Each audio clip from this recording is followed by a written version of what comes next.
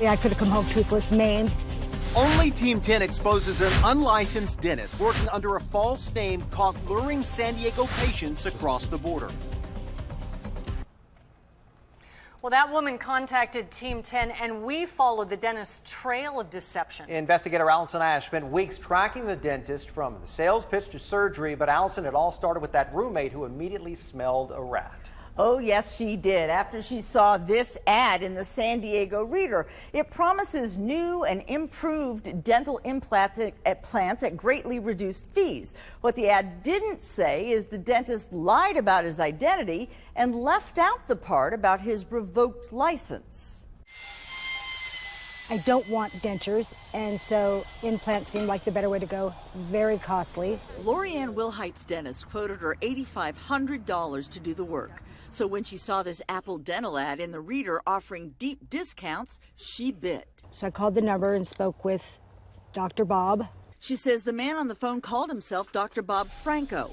He told her he could do 3 implants for just $1,500. Even better, he had an available appointment.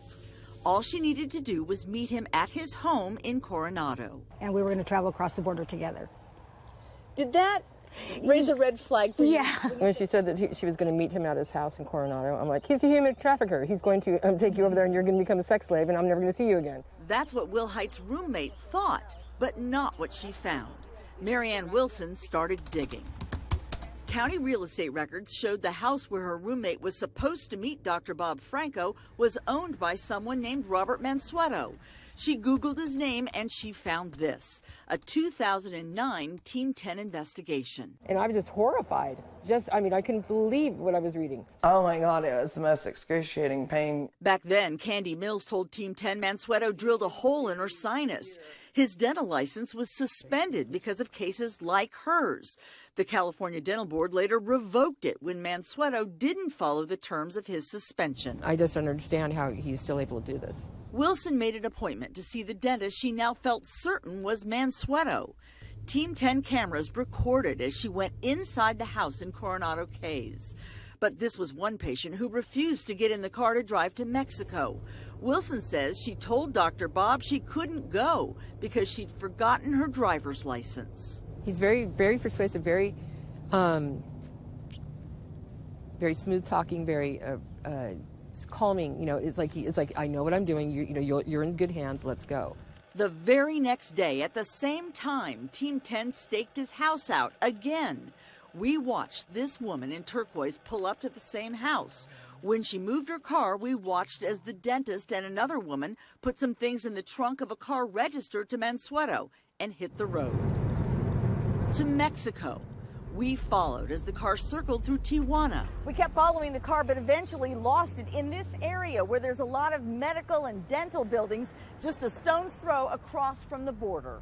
We never learned the identity of the women who came here with the dentist April 6th, but we did find out who was in the car with Mansueto when he crossed the border 6 days later. Did he ever use the name Mansueto? Not to my knowledge. This woman asked Team 10 to protect her identity. She showed us the financial contract she signed to have the man who called himself Dr. Bob Franco put in 4 implants for a fraction of what any other dentist would charge. Did he actually perform the procedures on your teeth? Yes, he did. And how did it go? It went fine. I didn't see any problems whatsoever. She says she never thought to check to see whether the man who was drilling into her jaw was licensed. We did. The Dental Board of California confirmed neither Robert Mansueto nor Bob Franco has a valid license to practice dentistry. And I felt like a fool for not asking, too, I mean, I should have asked. This is the business card the man who called himself Dr. Bob Franco gave her. It says Amoros Dental Implants. So we checked the web and we found they have a pretty impressive website. But their address here in San Diego is less impressive. It brought us here to this UPS store on Washington Street, where Suite 403 is one of those mailboxes. Oh, and remember Apple Dental from the ad that started this investigation? It shares the same phone number, which was answered by Dr. Bob. Hi, Bob. Is this Dr. Mansueto? He hung up on me. When I called back, no answer. We also knocked on the door of that house in Coronado where patients met the dentist. A man there told us we had the wrong place. About a half hour after we were told neither Dr. Franco nor Dr. Mansueto lived in the house over there, guess who pulled in? That's his car sticking out of the driveway. We knocked on the front door again, but no answer. And went back the following day with no luck. Now it's Mansueto who may be running out of luck. The Dental Board of California says it's illegal for someone with a revoked license to advertise or represent himself as a dentist. It's also illegal in California to use a fake name to practice or promise to practice dentistry. I just can't imagine what could have happened to Lorianne. I just dodged a bullet. And we've posted more information and the story here on 10news.com.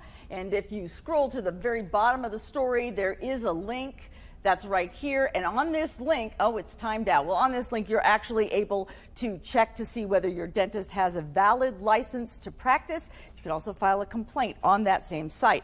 Now, after we began asking questions about Dr. Mansueto, the California Board of Dentistry assigned an investigator to the case. That investigator has already reached out to all of the women that we featured in our story. What's the penalty for practicing dentistry without a license? And does that really matter if you're doing it in Mexico? Well, Mexico looks at this very harshly as well. Mexican authorities are looking at it. We know that here, though, practicing dentistry without a license is a misdemeanor. You do it more than once, it becomes a felony, and there are some pretty hefty fines and also jail time connected if you're convicted of this. Understandably so. Allison, thank you.